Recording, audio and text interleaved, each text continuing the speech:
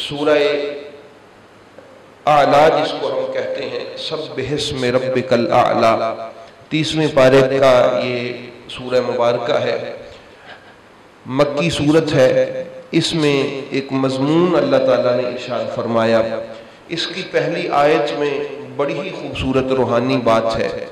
اللہ پاک نے ارشاد فرمایا سبح اسم ربک الاعلیٰ، اے محبوب میں آپ کو حکم دیتا ہوں کہ آپ اپنے اعلیٰ رب کے اسم کی پاکیزگی بیان کریں، اپنے اعلیٰ رب کے پاک نام کی پاکیزگی بیان کریں، اپنے اللہ کے نام کی پاکیزگی کا ذکر کریں، اس کو بیان کریں، تسبیح کریں اپنے اللہ کے نام کی پاکیزگی کے ساتھ۔ تو جب یہ والی آیہ کریمہ نازل ہوئی تو آپ نے اب یہ اگلا جملہ ذرا توجہ سے سننا ہے۔ میرے محبوب کریم صلی اللہ علیہ وآلہ وسلم نے فرمایا کہ اے میرے صحابہ، اے میرے ماننے والوں، اے میرے امتیوں، اللہ کا حکم آیا ہے کہ سبح اسم ربک الاعلیٰ، کہ اپنے رب کے اسم کی پاکیزگی بیان کی جائے۔ تو اے میرے امتیوں، تم یہ ایسا کرو کہ اس لفظ کو، اس حکم کو، اللہ کے اس جو حکم نازل ہوا ہے اس کو سجدے میں شامل کر لیں۔ یا رسول اللہ کیسے شامل کر لیں؟ کہا کہ تم کہو سبحان ربی الاعلیٰ، سبحان ربی الاعلیٰ۔ نبی کریم صلی اللہ علیہ وآلہ وسلم نے ایسے ہی پڑھا سجدے میں سر رکھ کے، کیونکہ ربی کہتے ہیں عربی میں میرے رب کو۔ ربی کا ترجمہ کیا ہوتا ہے؟ میرا رب۔ تو رسول پاک صلی اللہ علیہ وآلہ وسلم نے جب کہا سجدے میں سر رکھ کے کہ سبحانہ پاک ہے، ربی میرا رب، اعلیٰ جو اعلیٰ ہے، جو بلند ہے، جو بلند و برتر ہے، تو اس لیے احباب گرامی اس میں ایک تو یہ ہے کہ ہم کہتے ہیں کہ میرا رب بڑا اعلیٰ ہے۔ ہر کسی کو رسول کریم صلی اللہ علیہ وآلہ وسلم نے یہ تحفہ عطا فرمایا کہ تم سجدے میں سر رکھ کے کہا کرو۔ آج کے بعد جب یہ آیت نازل ہوئی اس وقت سجدے کی تسبیح میرے رسول کریم صلی اللہ علیہ وسلم نے یہ ارشاد فرمائی کہ تم سبحان ربی الاعلیٰ کہا کرو۔ تو یہ جو ربی کا لفظ ہے، ربی میرا رب، اس کو اگر ہم رسول کریم صلی اللہ علیہ وسلم سے ہی اٹیچ کریں کہ رسول پاک فرماتے تم کہو کہ میرا رب بڑا اعلیٰ ہے، گویا کہ ہم اپنا رب بھی کہہ رہے ہوتے ہیں اور سجدے میں سر رکھ کے رسول پاک کے حکم کی بدولت یہ بھی کہہ رہے ہوتے ہیں کہ محمد کا رب بڑا اعلیٰ ہے، کیونکہ رسول پاک نے کہا نا کہ تم کہو میرا رب بڑا اعلیٰ ہے۔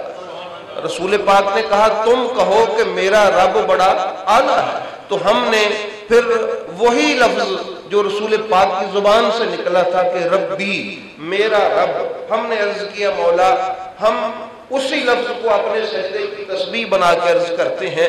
اس کا ترجمہ یہ بھی بنتا ہے کہ میرا رب بڑا اعلیٰ ہے، لیکن جو حکم ہوا کہ تم کہو کہ میرا رب بڑا اعلیٰ ہے، یا اللہ ہم یہ بھی تصور کرتے ہیں کہ تو محمد کا رب ہے اور بڑا اعلیٰ ہے۔ تو یہ نسبت ہے اس ہماری تسبیح کو بھی رسول پاک صلی اللہ علیہ وسلم کی ذات کے ساتھ کہ، اور آپ کو قرآن کریم میں بار بار ہمیں یہ پڑھنے کا موقع ملے گا کہ اللہ تعالیٰ اپنی ربوبیت کو بار بار سرکار دو عالم کی ذات سے جوڑتا ہے۔ رب تو وہ سب کا ہی ہے، فرشتوں کا بھی وہی رب ہے، ہر اپنی تخلیق کا رب وہی ہے، اس میں کوئی شک و شبہ کی گنجائش نہیں، کوئی اس شان خلقت میں اس کا شریک اور ساجی نہیں ہے، ہر چیز کا رب وہی ہے جس کو اس نے پالا اپنا پیدا کیا ہے۔ لیکن اللہ کو بھی پسند یہ ہے کہ میں رب محمد کہہ کے پکارا جاؤں، میرا تعارف رب محمد کے طور پر۔ اسی طرح قرآن کریم میں بار بار رب کا رب کا رب کا رب کا، تیرا رب تیرا رب تیرا رب، تو یہ بار بار اللہ تعالیٰ اس لیے فرماتا ہے کہ تاکہ محبت کی آنکھ رکھنے والے لوگوں کو سمجھ آئے۔ کون سی آنکھ؟ محبت کی آنکھ، ہر آنکھ نہیں، محبت کی آنکھ رکھنے والوں کو یہ بات سمجھ آئے کہ اگر اللہ کو یہ پسند ہے کہ مجھے رب محمد کہہ کے پکارا جائے تو ہم بھی پھر اسی لیے جب بھی اللہ کو یاد کرتے ہیں اپنے محبوب کی نسبت سے یاد کرتے ہیں۔ ایک تو اس میں یہ ہے، یہ آ گیا۔ اس کے بعد کہا کہ الذی، कौन तुम्हारा रब, खुद तारुफ करवाया, अल्लज़ी खलक़, तुम्हारा वो रब जिसने तुम्हें तख्लीक किया, पैदा किया, तुम्हें बनाया, तुम्हें खल्क़ किया, फसव्वा, और फिर तुम्हें संवारा, सीधा सीधा बनाया, खूबसूरत बनाया। समझ आ गई? फरमाया कौन है तुम्हारा रब, अल्लज़ी खलक़ फसव्वा, जिसने तुम्हें तख्लीक किया और फिर तुम्हें बिल्कुल संवारा, सजाया। ऐसा जो मुफस्सरीन है वो लिखते हैं फसव्वा की तफसीर में कि ये जो हमारा, ये जो हमारी नाक है, ये अगर इधर लगी हुई हो तो कैसा लगे इंसान, ये आंख अगर यहाँ की बजाय यहाँ लगी हुई हो तो कैसी शक्ल सूरत हो, ये जो हाथ है यहाँ है तो ये अगर यहाँ लग गया हो तो कैसी इसकी सिस्टम हो। फरमाया ये है, मैंने सिर्फ तुम्हें तख्लीक ही नहीं किया, खूबसूरत भी बनाया है।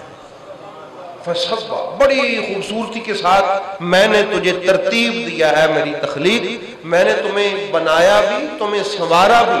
तो इसलिए जब तू अपने आप पर तवज्जो करे ना तो तेरी सारी तवज्जो बनाने वाले की तरफ चली जानी चाहिए। जब तू देखे कि ये मेरी आंख है, ये मेरे हाथ हैं, ये मेरे अबरू हैं, ये मेरी पलकें हैं, ये मेरे होंठ हैं, तो ये मेरे रुखसार है, ये मेरा किस कदर खूबसूरत अल्लाह ने ढांचा बनाया है। तो फरमाया फिर उस वक्त फसव्वा जो तूने अब कुरान में सुना है कि ये खुद से नहीं बना, ये मेरे बनाने वाले ने मुझे बनाया। इसलिए कहा कि खलका फसव्वा, बनाया भी और सजाया संवारा भी, खूबसूरत भी बनाया। तरतीब खद्दो खाल की बड़ी खूबसूरत रखी अल्लाह रब्बुल इज्जत ने। तो इसलिए अहबाब गिरामी, जब ये कुरान करीम की आयात समझ के पढ़ी जाती है तो बिल्कुल दिल उस पाक बारगाह की तरफ इंसान का माइल होता है कि मौला तेरा शुक्र है कि तूने हमें बड़ा सीधा सीधा खूबसूरत करके बनाया है। और उसके बाद फरमाया वल्लज़ी क़द्दर फ़हदा, तुम्हारा अल्लाह वो है, यानी अपना तारुफ खुदा करवा रहा है, तुम्हारा रब, तुम्हारा खुदा, तुम्हारा अल्लाह, तुम्हारा माबूद बनाने वाला वो है क़द्दर, जिसने हर चीज को एक तकदीर के साथ बिल्कुल सेट किया है। अल्लाह ताला ने उसकी तरतीब दी है, सही है, उसको मुकद्दर फरमाया है, अल्लाह रब्बुल इज्जत ने उसकी सेटिंग फरमाई है। फहदा, और फिर उसको हर चीज को उसकी ड्यूटी पे मामूर कर दिया है। ये आपको लफ्जी तर्जमे में ये लफ्ज नहीं मिलेगा कि फहदा, इसका माना तो उसको हिदायत दी है ना, लेकिन मैं आपको बड़े ही पढ़ने के बाद, जांचने के बाद, इसकी तफसीर और शरह पढ़ने के बाद जो मैं तर्जुमा आपका के सामने पेश कर रहा हूं वो है अल्लाह ने तख्लीक फरमाया, हमें सजाया संवारा, हमारे मामलात को मुकद्दर किया।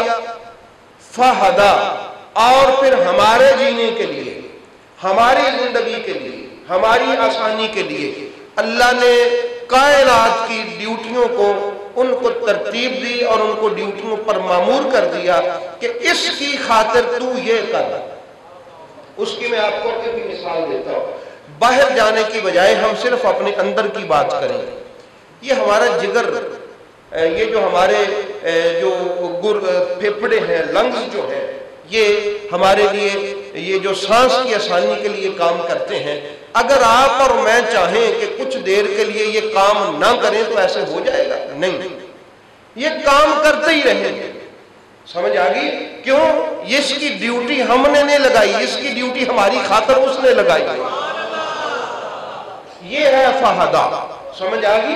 ये हमारे गुर्दे जो है, ये उस खुराक से मटीरियल लेके उसको साफ सुथरा करके जिगर की तरफ भेजते हैं और फिर वो उसका खून बना के दिल की तरफ सप्लाई करता है और फिर वो हर रेशे तक खून को पंप करके पहुंचाता है।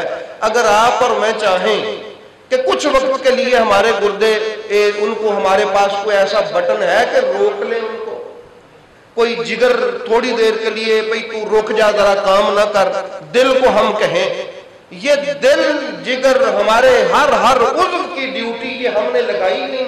अल्लाह ने फरमाया इसको मैंने जिंदगी दी है और इसको जिंदा रखने के लिए ऐ तमाम आज़ाद तुम ये काम करते रहो। तख्लीक भी किया کیا اور ہماری خاطر اللہ تعالیٰ نے باہر کی دنیا کو آپ چھوڑیں، آپ اپنی اندر کی دنیا کو دیکھیں کہ اللہ تعالیٰ نے کیسے کیسے ڈیوٹیاں ان کی تفویض کر دی ہے کہ یہ چاہے یہ نہ چاہے تم اس کی خاطر یہ کام کرتے رہو. یہ ہمارا معدہ کام کرتا ہے، یہ ہمارے جسم کے اعضاء کام کرتے ہیں، یہ سارا کچھ ہے. یہ ڈیوٹیاں کس کی لگائی ہوئی؟ تو فرمایا فہدا. جب تم آپ قرآن پاک میں جب اس سورہ اعلیٰ جو ہے قرآن پاک میں، اس میں جب آپ یہ پڑھیں گے نا کہ والذی قدر فہدا، کہ اس نے ہمارے معاملات کو مقدر کیا اور ہمارے لیے اس کائنات کی ڈیوٹیوں کو ان کو تفویض کر کے ان کو پابند کر دیا کہ اس کی زندگی کی آسانی کی خاطر تم یہ کام کرتے رہو. یہ ہمیں سورج روشنی دیتا ہے، چاند ہمیں نور فراہم کرتا ہے، یہ آکسیجن ہوا چلتی ہے وہ ہمیں زندگی فراہم کرتی ہے، یہ ہمارے اختیار میں ہے. اسی کے ساتھ ہی ہمارا نظام چل رہا ہے نا. تو یہ ساری ڈیوٹیاں کس نے لگائی ہیں؟ اللہ تعالیٰ نے فرمایا یہ جان لو میں نے تمہاری خاطر لگائی ہے. جب بندہ یہ باتیں اپنی پڑھتا رہے، یاد کرتا رہے، اس کو دیکھتا رہے کہ اللہ تعالیٰ تو ہمیں یہ چیزیں یاد کروا رہا ہے. اچھا آپ کہیں لیں یہ اس گال کا تو سانو اگے بھی پتہ ہے، یہ سارا کچھ اللہ نے کیا ہے، اس کی تقریر کرنے میں کیا بات ہے؟ بھئی بات یہ ہے کہ اگر اس کی تقریر کی ضرورت نہیں ہے تو پھر اللہ کو نازل کرنے کی کیا ضرورت تھی؟ یہ اس لیے ہے کہ یہ رپیٹ ہوتا رہے، یہ دہرایا جاتا رہے، لوگ اس کو پڑھتے رہے تاکہ ان کی توجہ بارگاہ خدا کے ساتھ جڑی رہے. اسی لیے اللہ نے اپنے محبوب کریم صلی اللہ تعالی علیہ وآلہ وسلم کے پاک قلب پر، اس قلب اطہر پر اس کا نزول فرمایا اور فرمایا تم اس کو پڑھتے رہو، یہ میرا کلام ہے. اور یہ کتنا بڑا احسان ہے. باب گرامی انہ یعلم الجہر وما یخفی، فرمایا وہ ایسی ذات ہے جو تمہارے ظاہر کو بھی جانتی ہے، جو تمہاری چھپی ہوئی چیزوں کو بھی جانتی ہے. اس لیے ہمیشہ تمہیں یہ ذہن میں رکھنا چاہیے کہ اللہ سے ہمارا چھپا ہوا کچھ نہیں ہے. وَنُيَسِّرُكَ لِلْيُسْرَىٰ، اے محبوب یہ جو شریعت میں نے آپ کو دی ہے، یہ جو شریعت میں نے آپ کو دی ہے، ہم اس شریعت پر عمل کرنا آپ کے لیے آسان بنا دیں گے. کیونکہ اسلام فطری دین ہے نا، دین فطرت ہے، تو فطرت پر چلنا انسان کے لیے آسان ہوتا ہے. یہ قرآن کریم کی میں بات آپ کے سامنے عرض کر رہا ہوں. وَنُيَسِّرُكَ لِلْيُسْرَىٰ، کہ ہم آپ کے لیے آسان کر دیں گے. ترجمہ تو اس کا یہ ہے کہ آسان کر دیں گے آپ کے لیے. کیا آسان کر دیں گے؟ یہ جو میں نے قانون اتارا ہے، یہ جو میں نے آپ کے لیے ایک شریعت بنائی ہے، اس پر عمل پیرا ہونا اور اس کے ساتھ ساتھ زندگی گزارنا ہم آپ کے لیے آسان کر دیں. دیکھیں نا جو نمازی ہوتا ہے، جو عبادت کرنے کا شوق رکھتے ہیں یا نہیں رکھتے، ان کو آپ دین کا کوئی کام کہیں گے تو یہ نہیں ہو سکتا کہ وہ نہیں جی یہ میرے کو نہیں یہ ہو سکتا. وہ اس کی بدبختی اس کے سر پہ سوار نہ ہو جائے.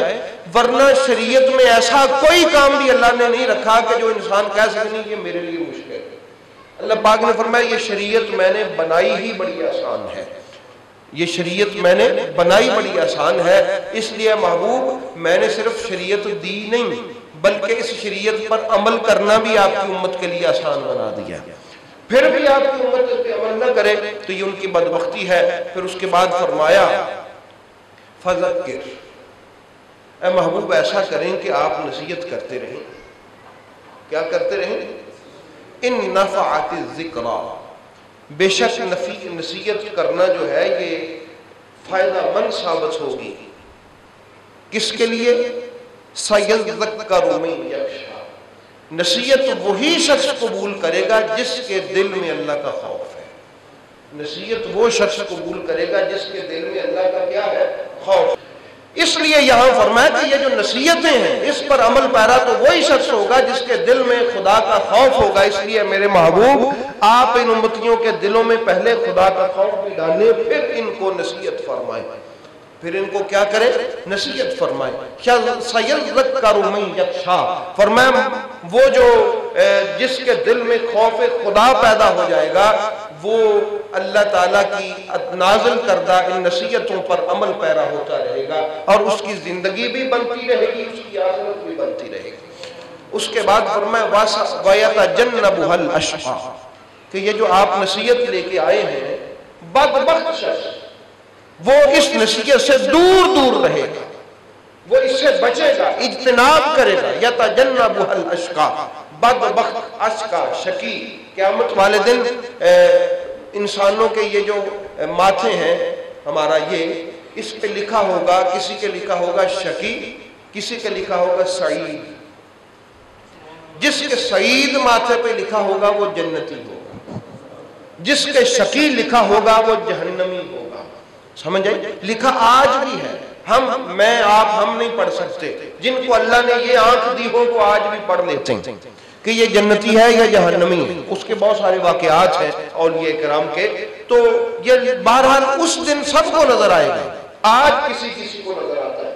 تو فرمایا جو اشقا ہے، بدبختوں سے بھی بڑا بدبخت، وہ آپ کی نصیحتوں پر عمل پیرا نہیں ہوگا۔ احباب گرامی، اب میں نے اور آپ نے تھوڑا سا اپنے گریبان میں جھانکنا ہے کہ اللہ تعالیٰ فرما رہا ہے کہ جو میرے رسول نے نصیحتیں کی ہیں، بدبخت ان سے دور رہے گا، بختوں والا میرے رسول کی ہوئی نصیحتوں پر عمل پیرا ہوگا۔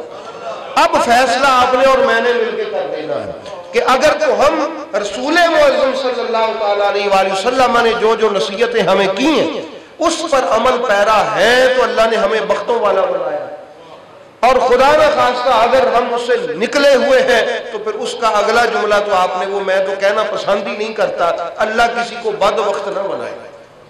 ہم کلمہ گو ہیں، کلمہ پڑھنے والے ہیں، گناہ گار ہو جانا، گناہ ہو جانا یہ الگ بات ہے، اللہ کسی کو شقی اور بدبخت نہ بنا دے، کیونکہ اللہ پاک نے فرمایا الذی یصلی النار الکبری، میں اللہ بدبخت ان کو کہتا ہوں جن کو جہنم کی بڑی آگ میں پھینکا جائے گا۔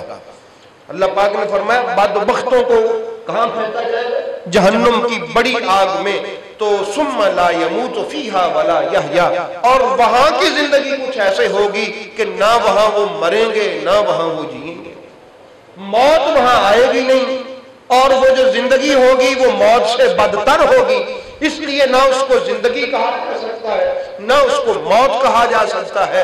فرمایا اس سے بہتر نہیں ہے کہ اس جہنم کی بڑی آگ سے باہر ہی رہو، کوشش کرتے رہو